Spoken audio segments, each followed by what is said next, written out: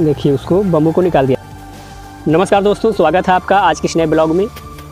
दोस्तों इस ब्लॉग में आपको दिखाने वाला हूँ कि धान की पिटाई कैसे होती है। दोस्तों आप पिछले वीडियो में देख चुके हैं कि धान की कटाई कैसे होती है, धान को खेतों में सुखाया कैसे जाता है, फिर उसको आटे कैसे बांधा जाता है, इसके बाद उसको इकट्ठा कैसे किया जाता है। और आज की इस वीडियो में दोस्तों मैं आपको दिखाऊंगा इकट्ठा करने के बाद धान को पीट कर अलग कैसे किया जाता है। तो आप देख रहे हैं दोस्तों सुबह का समय है, इस समय अभी सूर्योदय हो रहा है और यहाँ पर लोग आए हैं कम से कम 3 बजे रात को। 3 बजे रात से ही उठकर यहाँ पर धान की पिटाई होती है और सुबह तक इतना धान पीटा गया है, आप देख रहे हैं सामने।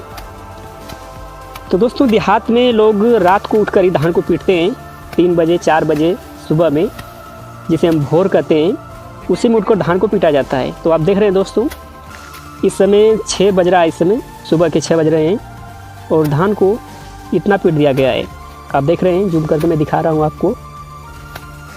तो इसी तरह से दोस्तों धान की पिटाई होती है। अब देख रहे हैं बांस का वो बम्बू जो होता है, जिसको कहते हैं इंग्लिश में, बम्बू का बना दिया जाता है मंच जैसा, और उसी पर धान को पीटा जाता है। जो आटी थी उसको पकड़कर उस पर पटका जाता है। आप देख रहे हैं उतना गल्ला हो गया है धान का और लोग आराम कर रहे हैं धान पीटने के बाद। इस समय की अगर बात करें दोस्तों तो समय इस समय 10 बज रहा है। आप देख रहे हैं धूप काफ़ी हो चुकी है और लोग थक भी गए हैं धान को पीटते पीटते, और इस समय लोग आराम कर रहे हैं बैठकर। और धान भी लगभग में पीटा जा चुका है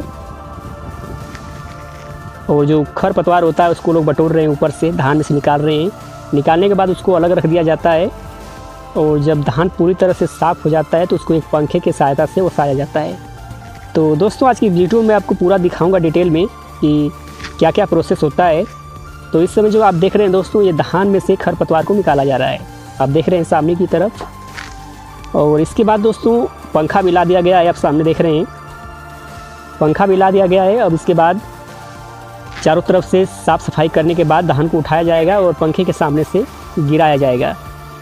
तो पंखे की हवा से जो दोस्तों होता क्या है, जब धान में खरपतवार होता है वो हवा से उड़ जाता है और धान जो फ्रेश धान होता है वो ज़मीन पर गिर जाता है। तो चलिए मैं आपको करीब से दिखाता हूँ। तो यहाँ पर आप देख रहे हैं दोस्तों एक लड़का पंखे को चला रहा है और सामने देख रहे हैं लड़का जो धान को ओसा रहा है। तो उसी तरह से दोस्तों धान को ओसाया जाता है, यहाँ से पंखा चलाया जाता है और वहाँ पर धान ओसाया जाता है। यहाँ से पंखे की हवा लगती है और धान में जो गर्दा होता है, जो खरपतवार होते हैं, वो साफ़ हो जाते हैं। तो यही सब प्रोसेस होता है दोस्तों। इसी तरह से पूरे धान को ओसाया जाता है, जितना भी धान है उसको उसी तरह से ओसा दिया जाता है।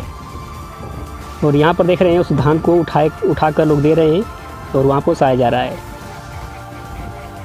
तो यही सब दोस्तों गांव में होता है। इसी तरह से सब मैन्युअली अपने हाथों से काम करते हैं। और इधर देख रहे हैं लोग आराम कर रहे हैं, अभी थक चुके हैं दोस्तों। लगभग 3 बजे रात से लोग आकर धान को पीट रहे हैं। तो इस समय करीब दोपहर का समय है, तो आप समझ सकते हैं कि 8 घंटा लगभग 8 घंटा लगातार काम करना पड़ता है। आप देख रहे हैं चारों तरफ से सफाई हो चुकी है और यहाँ पर पंखे को डुलाया जा रहा है और इसी तरह से धान को ओसाया जाता है।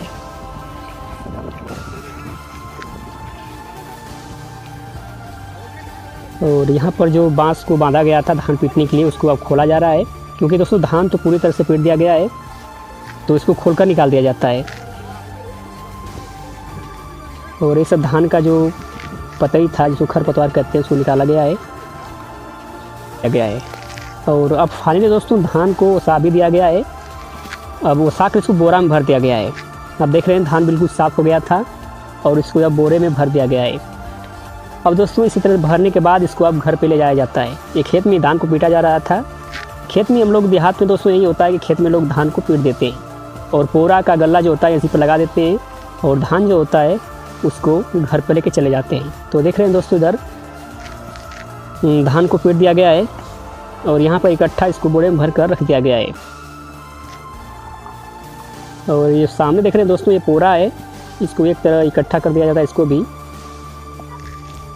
और सामने जो खरपतवार बचा था उसमें भी धान की जो बलियाँ टूटी हुई होती हैं उसको भी पीटा जाता है, उसमें भी धान रहता है उसको निकाला जाता है। और यहाँ देख रहे हैं बहुत ही आउट एरिया है दोस्तों, यहाँ पर बहुत दूर दूर तक गांव नहीं है। अपनी भाषा में दोस्तों इसको हम ताल बोलते हैं, क्योंकि यहाँ पे अगल बगल का जो गांव होता है कम से कम 3 किलोमीटर 2 किलोमीटर की दूरी पर होता है। तो इसीलिए दूरी होता है खेत का दोस्तों, इसीलिए खेत में ही धान को पीटा जाता है। और जो पोरा होता है उसको यही खेत में ही गल्ला लगा दिया जाता है। आप देख रहे हैं सामने उसी तरह गल्ला लगता है जो लगाया गया है सामने बड़ा बड़ा पोरे का। और फाइनली दोस्तों अब आ गए हैं रोड पर। आप देख रहे हैं रोड कितना दूर है, खेत बहुत अंदर है। ये रोड पर खड़ा है इस समय और यहाँ पर ट्राली लगा हुआ है, इसी पर धान को लाकर रखा जा रहा है। तो आप देख रहे हैं यहाँ से ये मैं रोड पर हूँ और चारों तरफ का नज़ारा मैं आपको दिखा रहा हूँ। ये ट्राली है सामने, इसी पर धान को रखा गया है और इसी पर देखिए सामने से लड़का ला रहा है, इसी पर रखा जाता है और रखने के बाद ट्राली को घर पर ले जाया जाता है। तो इसी तरह से दोस्तों धान को काट पीट कर मतलब उसा कर इसी तरह से घर पर लाया जाता है। तो आप समझ सकते हैं दोस्तों कितना मेहनत करना पड़ता है एक धान के लिए, जिसका हम लोग चावल बनाकर खाते हैं। बहुत मेहनत करना पड़ता है दोस्तों। आप देख रहे हैं ये घर की तरफ लोग जा रहे हैं। तो दोस्तों आज की वीडियो में बस इतना ही था। अगर पसंद आया तो वीडियो को लाइक ज़रूर करना।